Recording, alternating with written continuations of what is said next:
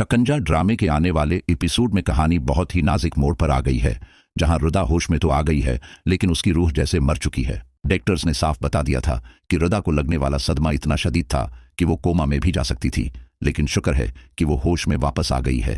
लेकिन होश में आने के बाद रुदा की जो हालत है वो बेहोशी से भी ज्यादा तकलीफदायक है। वो बस्तर पर बैठी तो है लेकिन उसकी आंखें खाली हैं, वो किसी से बात नहीं कर रही, बस खला में घूरे जा रही है। फजा अपनी बहन की यह हालत देखकर अंदर से टूट फूट गई है। टीजर में फजा का वो डायलॉग दिल को चीर देने वाला है, जब वो अपनी बहन के जर्द चेहरे को देखकर रोते हुए कहती है कि कितनी खूबसूरत थी मेरी रुदा, हिंसती मुस्कुराती लड़की थी, लेकिन मोहब्बत ने उसका क्या हाल कर दिया है। ये वही रुदा है जो कल तक अपनी जिंदगी में खुश थी, लेकिन शॉपिंग मॉल में इरहम को किसी और के साथ देखकर उसकी दुनिया अंधेर हो गई है। फजा को वो मंजर भूल नहीं रहा जब रुदा ने अपनी आंखों के सामने अपनी मोहब्बत को अपनी बीवी के साथ शॉपिंग करते देखा और वहीं ढेर हो गई। अब फजा के दिल में इरहम के लिए नफरत का तूफान उमड़ाया है। फजा सोचती है कि इरहम अपनी जिंदगी में खुशियां मना रहा है, अपनी बीवी के साथ घूम फिर रहा है, और यहाँ मेरी मासूम बहन उसकी याद में अपनी जान गिनवा रही है। यही वो लम्हा है जब फजा अपने जज्बात पर काबू नहीं रख पाएगी और एक ऐसा फैसला करेगी जो अस्पताल में हंगामा खड़ा कर देगा। फजा गुस्से में अपना फोन निकालेगी या शायद वहीं पास पड़ा रानी का फोन उठा लेगी, क्योंकि उसे इस वक्त होश नहीं होगा कि वो किसका फोन इस्तेमाल कर रही है। फजा के दिमाग में बस एक ही चीज है कि वो इरहम को बताए कि उसने क्या किया है। फजा कांपते हाथों से इरहम का नंबर मिलाएगी। दूसरी तरफ इरहम, जो अपनी शॉपिंग मुकम्मल करके घर जा रहा है या शायद घर पहुंच चुका है, वो अनजान नंबर देखकर कॉल उठाएगा। जैसे ही इरहम हेलो कहेगा, फजा उस पर बरस पड़ेगी। फजा रोते हुए और चीख कर कहेगी कि मुबारक हो इरहम, तुम जीत गए और मेरी बहन हार गई। तुम अपनी बीवी के साथ शॉपिंग मॉल में खुशियां मना रहे थे ना, तुम्हारी उसी खुशी ने आज रुदा की जान ले ली है। इरहम ये सुनकर सन्न रह जाएगा।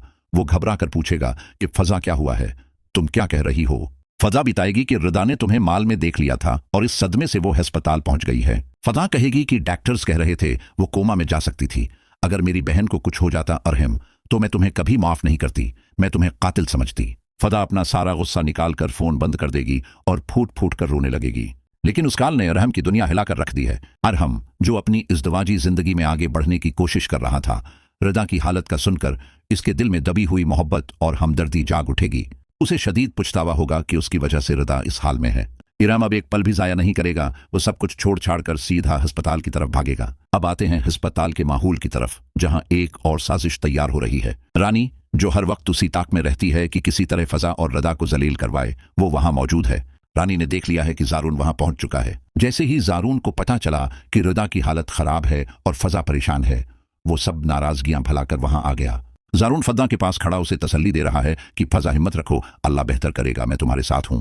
जारून फद्दा को समझा रहा है कि तुम अकेली नहीं हो, तुम्हें कमजोर नहीं पड़ना। ये मंजर देखकर रानी के तन बदन में आग लग जाएगी। उसे लगेगा कि उसकी सारी मेहनत जाया हो गई, क्योंकि जारून मंगनी टूटने के बावजूद फिर से फजा के करीब हो रहा है। रानी फौरन साकिब के पास जाएगी, जो पहले ही परेशान बैठा है। रानी साकिब के कान भरना शुरू कर देगी और कहेगी कि साकिब, तुम यहाँ अपनी बहन की बीमारी पर परेशान हो और वहां देखो तुम्हारी दूसरी बहन और जारून क्या कर रहे हैं। मैंने मना किया था जारून को कि फजा से मत मिलना, लेकिन ये बाज नहीं आते। रानी इल्जाम लगाएगी कि ये लोग अस्पताल में बहन की बीमारी का बहाना बनाकर मुलाकातें कर रहे हैं, उन्हें रुदा की फिक्र नहीं बल्कि अपनी पड़ी है। साकिब, जो पहले ही टेंशन में है, रानी की इन बातों से मजीद चढ़ जाएगा। वो गुस्से से फजा और जारून की तरफ देखेगा। उसका दिमाग माउफ हो चुका है, लेकिन अभी असली तूफान आना बाकी है। थोड़ी ही देर में अस्पताल के कॉरिडोर में हलचल मचेगी और इरहम भागता हुआ वहां पहुंच जाएगा। इरहम को वहां देखकर सब हैरान रह जाएंगे, खासतौर पर साकिब। फदा इरहम को देखते ही गुस्से में आगे बढ़ेगी और उसका रास्ता रोकेगी। फदा कहेगी कि तुम यहाँ क्यों आए हो, किसने बुलाया है तुम्हें, चले जाओ यहाँ से, तुम्हारी वजह से मेरी बहन उस हाल में है, अब क्या उसकी जान लेने आए हो। इरहम हाथ जोड़कर रोते हुए कहेगा कि फजा प्लीज, मुझे एक बार रुदा को देखने दो, मैं बहुत शर्मिंदा हूं, मुझे नहीं पता था कि वो मुझे देख लेगी। ये हंगामा देखकर रानी के चेहरे पर एक जहरीली मुस्कुराहट आ जाएगी। रानी को एक और जबरदस्त मौके मिल गया है साकिब को भड़काने का। रानी साकिब के कुंधे पर हाथ रखकर कहेगी कि देखा साकिब, मैं ना कहती थी कि उनका चक्कर चल रहा है, देखो इरहम कैसे भागता हुआ आया है, उसे कैसे पता चला कि रुदा यहाँ है। जरूर फजा ने या रुदा ने खुद उसे कॉल करके बुलाया होगा। रानी कहेगी कि ये लड़कियां हमारी इज्जत का जनाजा निकाल रही हैं, एक मंगीत्र के साथ लगी हुई है और दूसरी शादीशुदा मर्द को बुला रही है। रानी की ये बातें साकिब के दिमाग में जहर घोल देंगी। साकिब गुस्से में इरहम की तरफ बढ़ेगा और शायद उसका गिरबान पकड़ ले। साकिब कहेगा कि तुम्हारी हिम्मत कैसे हुई यहाँ आने की, मेरी बहन की जिंदगी बर्बाद करके अब तमाशा देखने आए हो, निकलो यहाँ से। लेकिन इस सारे हंगामे में जारून का किरदार बहुत मुस्बित और समझदार होगा। जारून देखेगा कि फजा अकेली सबसे लड़ रही है और रो रही है। जारून आगे बढ़कर साकिब को रोकेगा और उरहम को साइड पर करेगा। जारून कहेगा कि अरहम भाई अभी जाने दें, ये वक्त लड़ने का या तमाशा बनाने का नहीं है।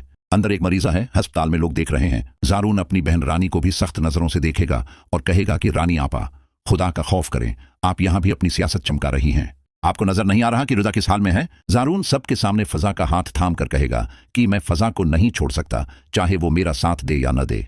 मैं जानता हूं कि फजा ने अरहम को इसलिए बुलाया क्योंकि वो अपनी बहन की तकलीफ नहीं देख सकती थी। इसमें कोई गलत बात नहीं है, लेकिन रानी बाज नहीं आएगी। रानी कहेगी कि वाह जारून, तुम अब भी उनकी तरफदारी कर रहे हो। देखो तो सही, फजा ने मेरे फोन से उरहम को कॉल की थी, सबूत मेरे पास है। रानी अपना फोन निकालकर साकिब को दिखाएगी कि ये देखो कॉल लॉग, तुम्हारी बहन ने अरहम को बुलाया है। ये बात साकिब को मजीद गुस्सा दिलाएगी और वो फजा पर बरस पड़ेगा कि तुमने अरहम को कॉल क्यों की? क्या तुम्हें हमारी इज्जत का ख्याल नहीं? फजा रोते हुए कहेगी कि भाई मैं क्या करती, रदा उसका नाम ले रही थी, मैं मजबूर हो गई थी। अब सवाल यह है कि क्या रदा, जो होश में बैठी सब सुन रही है, वो इरहम को अपने सामने देखेगी? अगर इरहम जबरदस्ती कमरे में घुस गया और रदा ने उसे देख लिया तो उसका क्या रिएक्शन होगा? क्या वो इरहम को देखकर दोबारा सदमे में चली जाएगी या उसे यहां देखकर उसे सुकून मिलेगा? रानी इस बात का भी बतंगड़ बनाएगी। वो कहेगी कि सुन लिया तुमने साकिब? होश में आते ही उसे अपने आशिक की याद आ रही है।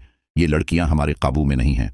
ये सब बातें फजा के लिए बहुत तकलीफ दे होंगी। वो सोचेगी कि मैं अपनी बहन को बचाऊं या अपनी इज्जत की सफाई पेश करूं। अगली किस्त में हमें एक बहुत बड़ा जज्बाती टकराव देखने को मिलेगा। एक तरफ अरहम का पछतावा है जो शायद अब रदा के लिए कुछ भी करने को तैयार हो जाए। हो सकता है कि अरहम अपनी बीवी से लड़कर रुदा के पास आने की कोशिश करे। दूसरी तरफ जारून है जो हर हाल में फजा के साथ खड़ा है, और तीसरी तरफ रानी है जो उन हालात को इस्तेमाल करके फजा और रुदा को घर से निकलवाना चाहती है।